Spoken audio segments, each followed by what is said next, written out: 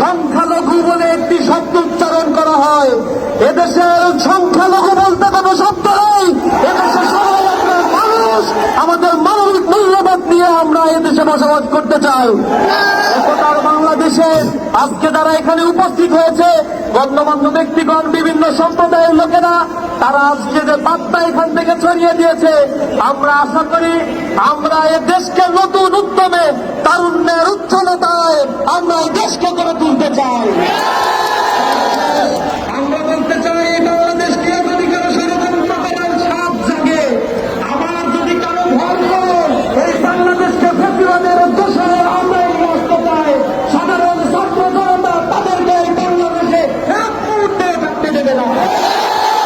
সংগ্রামী বন্ধুগণ, এই বাংলাদেশ আমাদের, স্বাধীনতা উত্তর এই বাংলাদেশে নিঃশ্বাস ফেলার মতো অবকাশ আমরা পাই নাই। আমাদেরকে নানা ধরনের ত্যাগ দিয়ে এদেশের মানুষের বাক স্বাধীনতা, সাংবিধানিক মানবিক মূল্যবোধকে কমিয়ে দেওয়ার জন্য চেষ্টা করা হয়েছে। আজ মানুষেরা জেগে উঠেছে, জাগ্রত মানুষের কণ্ঠস্বরকে রোধ করার মতো কোনো চক্রান্ত করার মতো কোনো শক্তি নাই।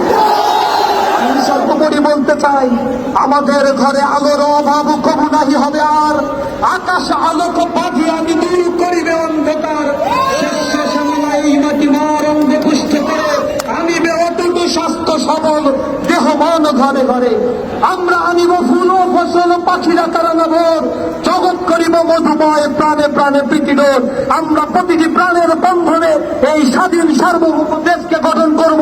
আমরা অতন্ত্রী প্রহরী হয়ে বাংলাদেশের প্রতি ইঞ্চি মাটিকে আমরা রক্ষা করবো ইনশাআল্লাহ। সকল ধন্যবাদ জানিয়ে আমার কথা শেষ